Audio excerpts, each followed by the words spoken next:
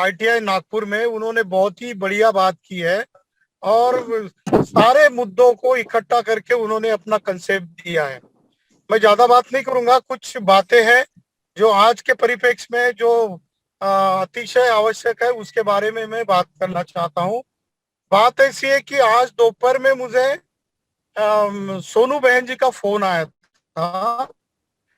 सोनू बहन जी ने मुझे कहा कि सर, मुझे अपने ही बिरादरी के किसी भाई का मुझे फोन आया। मैं उनको वी द पीपल के बारे में कन्विंस करने के लिए गई थी, और वो मुझे ऐसे प्रश्न पूछ रहे थे कि जो जिसके के उत्तर देने में मुझे हिचकिचाहट हो रही थी।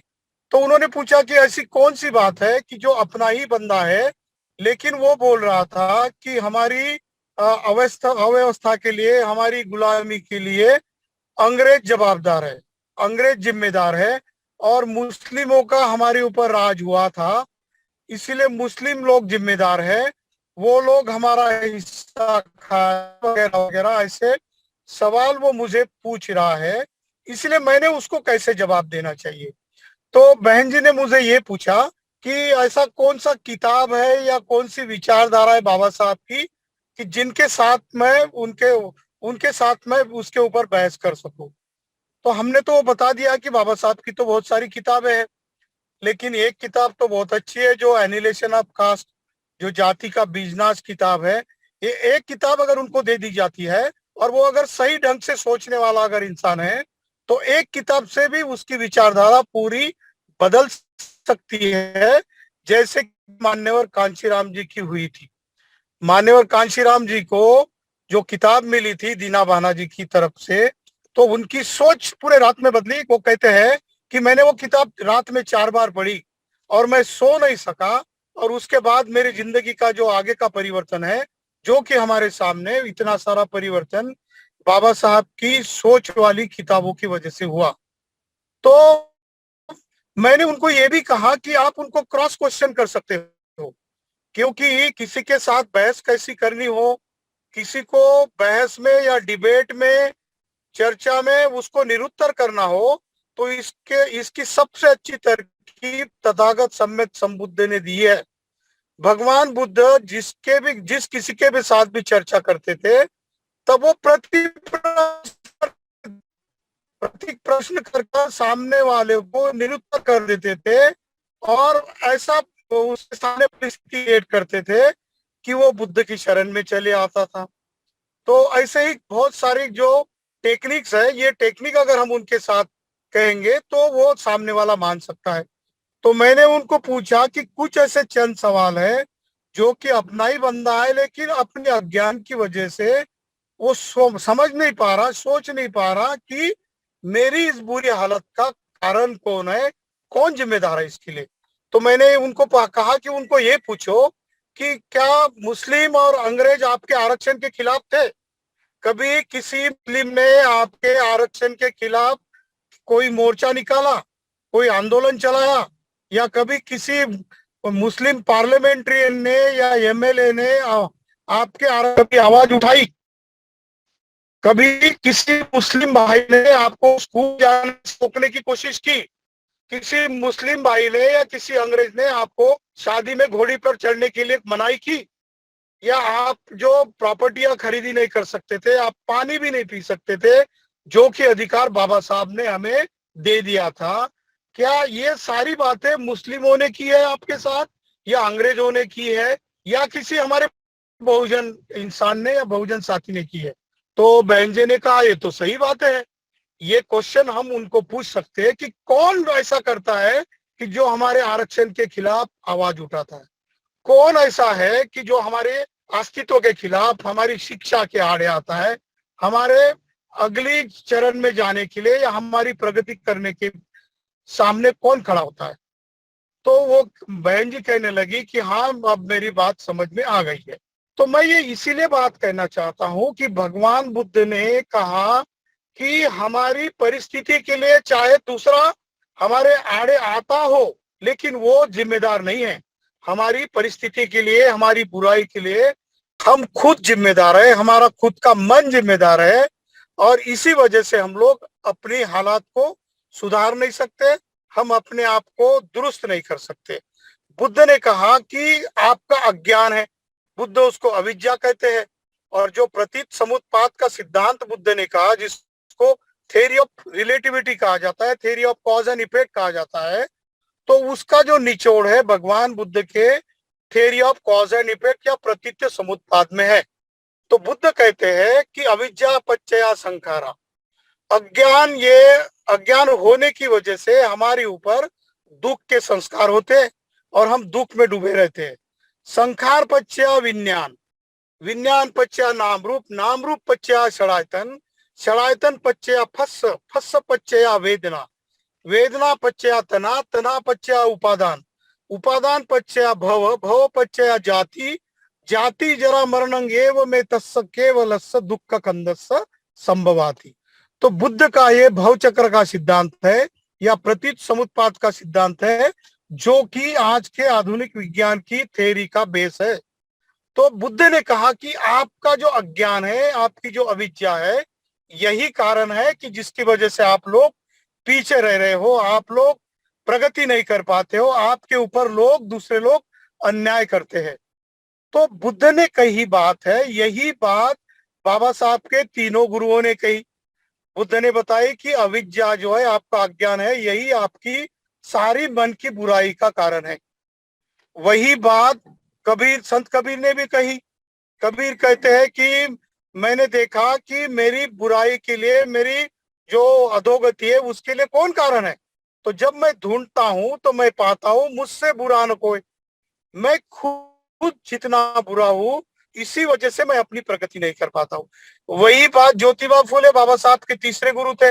वो कहते हैं कि विद्या बिन मति गई, मति बिन गति गई, उसके बिना वित्त गया, वित्त बिना सभी जो कारण है शूद्र खत्म हुए। तो यही जो बात है बाबा साहब ने भी कही कि शिक्षित बनो, संगठित बनो, संघर्ष करो। तो बाबा साहब कहते हैं कि शिक्षा नहीं होने की वजह से हम लोग संगठित भी नहीं हो पाते हैं और हम संघर्ष करने के काबिल भी नहीं हो पाते। तो ये सारे जो गुरु है बाबा साहब के, गुरु है, इन सभी की शिक्षा यही है कि हमें संगठित रूप में रहना है, इकट्ठा होना है, विद पीपल का संघ अगर बनाना है तो उसके लिए हमको शिक्षित होना पड़ेगा। शिक्षा हमारी तीसरी आंख होती है, जो हमें ऐसा ज्ञान देती है कि कौन है जो हमारी बुराई का कारण बन रहा है। ये एक बात है जो कि मैं सोनू बहन जी के साथ दोपहर में चर्चा किया था। आज उसमें से काफी बातें योगिता बहन जी ने भी कही। दूसरी एक मैं बात कहना चाहता हूँ जिसका कि संबंध विद पीपल से है। सुधीर राज सिंह सर ने जो कल बात कही थी, जो बहुत ही प्रासंगिक बात है। सुधीर राज सिंह सर ने कहा कि यूक्रेन में जो लड़का मर गया है, उसके पिताजी का एक स्टेटमेंट आता है कि मेरे लड़के को 97% मार्क मिलने के बावजूद भी उसको मुझे यूक्रेन भेजना पड़ा और उसका उल्टा परिणाम हुआ। और जो जितने भी हमारे विरोधी लोग हैं, सांसद है, वो आरक्षण को बुरा कहने लगे। इसके बारे में बहुत ही सटीक और बहुत ही अच्छा कल का कंसेप्ट सुधीर राज सिंह सर ने हमें दिया। तो उसी की बात मैं आज कुछ बताना चाहता हूँ। तो ये आरक्षण क्या चीज है, कैसा इतिहास है, हमें आरक्षण मिला कैसा, कौन जिम्मेदार है, किसने हमें आरक्षण दिया, इसका इतिहास थोड़ा सा मैं आपको बताना चाहूंगा। तो 1945 की बात है। उससे पहले बाबा साहब ने 1919 में महिलाओं को, उस वक्त की अनुसूचित जाति, जनजाति और ओबीसी लोगों को पॉलिटिकल आरक्षण, सामाजिक आरक्षण और आर्थिक आरक्षण मिलने चाहिए, इसकी बात साउथ बोरो कमीशन के सामने बाबा साहब ने पहली बार रखी। उसके बाद रॉयल कमीशन आया, हिल्टन एंड यंग कमीशन आया, वेबर कमीशन आया, उसके बाद साइमन कमीशन आया और राउंड टेबल कॉन्फ्रेंस आई और फिर गवर्नमेंट ऑफ इंडिया एक्ट बना। उसमें जो पूना पैक्ट बना, इसीलिए हमारा जो सही आरक्षण जो मिलने वाला था वो नहीं मिला, जो झूठा आरक्षण हमको मिल गया, जिसकी वजह से आज तक हम लोग पीड़ित है। तो ये इतिहास बाबा साहब ने हमें दिया आरक्षण का। लेकिन जब दूसरा महायुद्ध खत्म हुआ था, तब सारे दुनिया के जितने भी सत्ताधीश लोग थे, खासकर अंग्रेज थे, अंग्रेजों का 40-45 देशों के ऊपर राज था। पूरी अर्थव्यवस्था उनकी खत्म हो चुकी थी वो सब लोगों को स्वतंत्रता देना चाहते थे, भारत भी उसमें एक था। 1945 में ऐसी बात हुई कि यूनाइटेड नेशन का निर्माण हुआ। यूनाइटेड नेशन में बाबा साहब चले गए। उनके एक अमेरिकन दोस्त थे जिनका नाम EW बॉयस था। EW बॉयस से निग्रो लीडर थे जो कि अमेरिका में निग्रो लोगों को अफर्मेटिव एक्शन की बात करते थे। तो बाबा साहब ने उनको खत लिखा और बाबा साहब ने ये भी बात छेड़ी कि भारत में भी ऐसा एक बहुत अनुसूचित जाति जनजाति और ओबीसी कहा जाता है, इनको भी आरक्षण देने की जरूरत है। तो क्यों ना यूनाइटेड नेशन की तरफ से हम लोग भारत सरकार को बाध्य कर देंगे, अंग्रेजों को बाध्य कर देंगे और इन लोगों को आरक्षण दिलाने की कोशिश करेंगे। तो एफर्मेटिव एक्शन के साथ हमें पहले आरक्षण मिलने की बाबा साहब ने कोशिश की। लेकिन बात ऐसी हुई कि 1946 में जब 17 दिसंबर और 29 अगस्त 1940 कॉन्स्टिट्यूशन असेंबली डिबेट में जब ड्राफ्टिंग कमेटी के चेयरमैन बने तो बाबा साहब को लगा कि सारा रिजर्वेशन देना नहीं देना अब तो मेरे हाथ में आ गया। तो बाबा साहब ने कोशिश की और फिर रिजर्वेशन का सारा ड्राफ्ट कर दिया। को बाबा साहब ने कॉन्स्टिट्यूशन का मसूदा कॉन्स्टिट्यूशन असेंबली डिबेट के सामने रखा और उसमें बाबा साहब ने सबसे पहले चीज अगर क्या की होंगी आरक्षण के बारे में, तो पहला विचार बाबा साहब ने कहा कि सबसे पहले 340वां आर्टिकल बनाया जो कि ओबीसी के आरक्षण की बात बाबा साहब ने की है। उसके बाद 341वां आर्टिकल है जो कि शेड्यूल कास्ट को आरक्षण और अधिकार देने की बात कही और 342 में शेड्यूल ट्राइब को आरक्षण और संवैधानिक अधिकार देने की बात बाबा साहब ने कॉन्स्टिट्यूशन में डाली। और कॉन्स्टिट्यूशन में जब भी कभी डिबेट हुआ करता था आरक्षण के बारे में तो संसद में बाबा साहब को कोई चैलेंज नहीं कर सकते थे। उस वक्त बाबा साहब खड़े हो जाते थे और सारे लोग चुपचाप से बाबा साहब की बात सुनते थे। इसीलिए बाबा साहब की वजह से SC ST OBC और महिलाओं को आरक्षण मिला है। तो मैं एक बात कहना चाहता हूं कि एक अकेला इंसान संसद में खड़ा होता है, कॉन्स्टिट्यूशन असेंबली डिबेट में बात करता है, तो उसके सामने क्रॉस करने की किसी भी पार्लियामेंट्रियन की और किसी भी सांसद की हिम्मत नहीं होती है। एक इंसान हमको सारा का सारा आरक्षण दे गया। लेकिन आज हम 100 करोड़ है संख्या में, लेकिन फिर भी हम 100 करोड़ लोग होने के बावजूद भी हमारा आरक्षण नहीं बचा पाए हैं। तो हमारी जो सारी उम्मीदें हैं, सारी आकांक्षाएं हैं, एक इंसान के बलबूते पर, एक इंसान के किए हुए कर्म के ऊपर अभी भी डिपेंड है। तो ये क्यों नहीं कर सकते हम लोग? क्योंकि पिछले 70 साल से हमने ये देखा ही नहीं बाबा साहब को, जाना ही नहीं बाबा साहब को कि बाबा साहब ने कौन सी बात हमको बताई थी कि आपका आरक्षण, आपके हक, आपके हुकूक और आपके अधिकार हमको कैसे मिलेंगे। तो बाबा साहब ने हमें बात बताई थी कि इसके लिए आपको संगठित होना पड़ेगा। आपको संघ के रूप में, जो कि बुद्ध की विचारधारा थी, सम्राट अशोक की जो इम्प्लीमेंटेशन वाली जो फिलोसॉफी थी, उस फिलोसॉफी से हमको इकट्ठा होना चाहिए था। लेकिन इकट्ठा नहीं होने के वजह से सारा का सारा आरक्षण, आज तो हमारा सोशल और इकोनॉमिक और आरक्षण, वो कभी भी हमारा पॉलिटिकल आरक्षण भी खींचकर ले सकते हैं। और जिस आधार पर हमारा आरक्षण और सारा जीवन का हक और अधिकार है वो संविधान भी खत्म कर सकते हैं। ये सब कुछ इसीलिए हो रहा है क्योंकि हम लोग आज सोचते ही नहीं है कि किसके पीछे कारण क्या है। इसके पीछे एकमात्र कारण है कि हमारा संगठित नहीं होना। तो हमको सबसे बड़ी अगर बात क्या करनी चाहिए, जितने भी सारे हमारे काम है सब कामों को हमने पीछे छोड़ देना चाहिए और सबसे पहला और सबसे जरूरी काम अगर क्या करना है तो हमको एक दूसरे को संगठित करना होगा। संघ के रूप में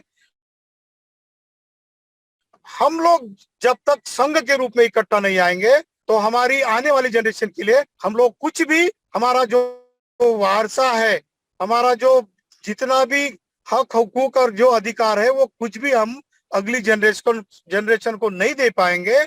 इसीलिए यही बात सोचकर वी द पीपल इसके ऊपर पिछले 10-11 महीने से गंभीरता से सोच रहा है। तो मैं तो ये कहता हूं कि सारे काम छोड़कर हमको सबसे पहले लोगों को संघ में लाना पड़ेगा, संघ में जोड़ना पड़ेगा। और अगर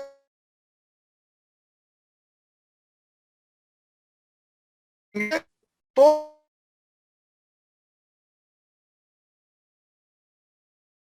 भविष्य में गुलामी हमारा इंतजार, जिनको